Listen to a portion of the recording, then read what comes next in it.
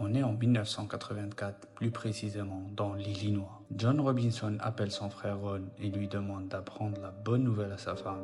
Ils vont enfin être parents. La petite fille n'avait que 4 mois et sa mère était morte d'une overdose. Elle se trouve actuellement en maison d'accueil. Et grâce à mes contacts, vous n'aurez qu'à payer que $5,000. Ron étant fou de joie, cela fait 3 ans que lui et sa femme essayaient d'adopter un enfant. Mais les lois imposées aux États-Unis les empêchaient à chaque fois d'en avoir.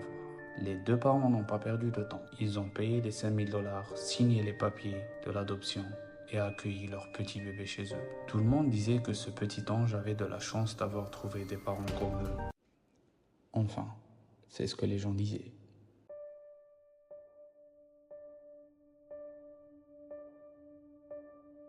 John Robinson est né en 1964, à l'Illinois. Cet homme était en même temps un psychopathe, mais aussi un escroc hors pair. Il était de loin en avance sur les escrocs lambda de son époque.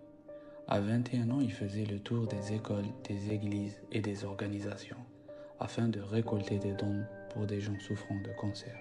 Chaque personne qui faisait un don recevait un document officiel de l'organisation, avec l'adresse et toutes les informations. Sauf que ces documents étaient complètement faux. Je vous rappelle que cela s'est passé en 1986. Les systèmes d'information n'étaient pas aussi développés que maintenant, et John en a bien profité. Il a ensuite trouvé un poste comptable dans un centre de radiologie. Et pour chaque 100 clients qui passaient à la caisse, John ne déclarait que 80 et mettait le reste dans sa poche. Cela a duré 3 mois avant de se faire arrêter et être condamné pour 1 année de prison. En prison, il fera la rencontre d'un trafiquant d'organes d'êtres humains. Et ils se sont mis d'accord qu'une fois à l'extérieur, ils allaient travailler ensemble. Une fois libéré, John a créé une fausse entreprise qui proposait aux personnes d'aller travailler à l'étranger. Il est resté en contact avec une jeune femme qui avait déposé son CV au sein de l'entreprise. Après des mois d'échanges, il l'a convaincue qu'il était amoureux d'elle et qu'ils devaient changer d'état pour vivre ensemble. Et depuis, la fille n'a plus jamais revu le jour. Quand il a été interrogé par les officiers de police, John a simplement dit qu'il n'avait plus de nouvelles d'elle depuis longtemps. Faute de preuves, John s'en tire à nouveau. Après ça, il fera la rencontre de Lisa. Elle vivait dans un centre pour femmes battues. John a réussi à la convaincre de déménager avec lui, mais qu'elle devait signer les papiers pour ne plus vivre dans le centre.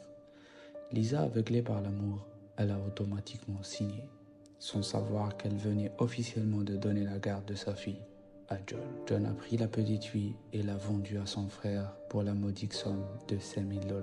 Début des années 2000, les sites internet ont envahi les États-Unis et John a profité de cela. Il a kidnappé 8 autres filles et 12 jeunes hommes, jusqu'au jour où une fille dénommée Suzy a déposé une plainte pour tentative de viol contre John. Après inspection, la police a décidé de perquisitionner la maison de John et la vérité éclata au grand jour. John mettait ses victimes dans des citernes remplies d'acide, puis les enterrait dans son jardin. Dans ses déclarations, John a avoué qu'il prenait un certain plaisir à regarder ses victimes mourir dans les citernes.